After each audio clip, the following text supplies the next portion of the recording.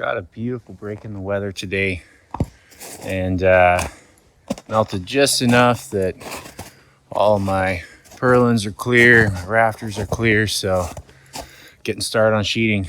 No help today, so it's just me, myself, and I, and a lot of OSB.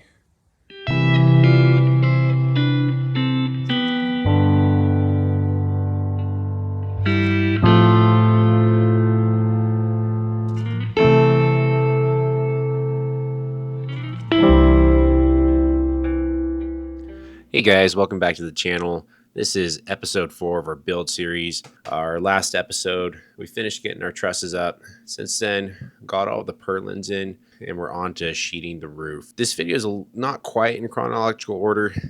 I worked on things kind of as weather permitted. Where we left off last week was talking about the roof system that we're using. So it's not a traditional post frame that you'd see where the purlins, which is kind of the rafters that run over the top, they're not on top of the truss, they're in between. I believe this gives better strength, and I like it because it makes it so you can sheet the roof. Reason I like to sheet the roof with the post frame is I like having the roof deck. You can do composite or you can do a metal roof. Also, it acts as a good vapor barrier. For our house and having a ceiling with blown-in insulation, it's going to work well because we shouldn't have condensation dripping down onto the insulation. Have my helpers here. It's nice some days I get to bring my son out with me, Gregory, and then Murphy, our golden doodle, gets to come out with me most days. We've got the roof on, we've got the underlayment on, and getting some exterior framing done. Here I've taken a little bit of a break from our build. Had a warm December and the temperature is just above freezing, and so it was perfect because the ground was still hard enough, but it was soft enough that I was able to clear the snow off. And what I'm doing is this is going to be our backyard. We're planning on moving into this house April 1st, and going into spring we're going to need a place for our kids to go out and play. We have 4 young kids, and that would be a lot of mud tracking into the house. Again, the backyard graded to where water is going to flow away from the house and down into our little gully we have there. Nice thing about doing this now is that it's warm enough and the ground soft enough that when I get grass seed spread, it's going to allow it to settle a little bit into the ground, and then it's going to get some freeze thaw cycles and start coming up in the spring. And we should hopefully have a nice lawn in the spring, but we'll see what happens and see how long it takes for it to come in. While this is playing right now, I'm going to talk a little bit about cost. So trusses for this project were about $3,200.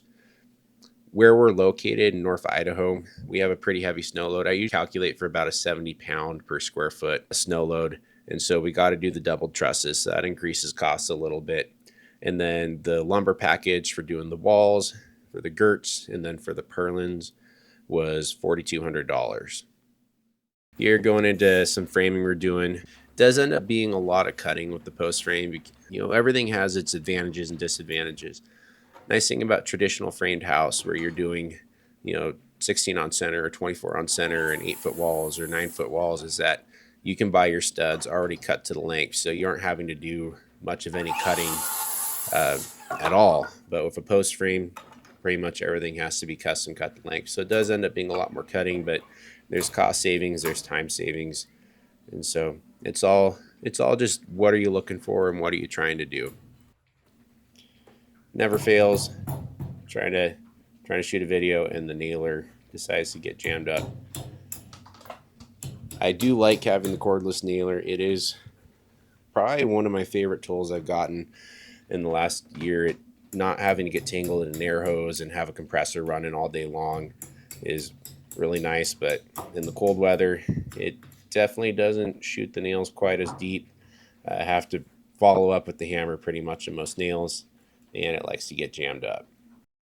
We touched on this a little bit in the last episode, talking about I'm doing commercial girts instead of traditional girts on the outside of the post like you would normally see on a post frame. And this is my first time doing that. All my builds in the past have been with the girts on the outside. This works well because it gives the stiffer walls. It is a little bit more work, but so far it's been working out pretty good.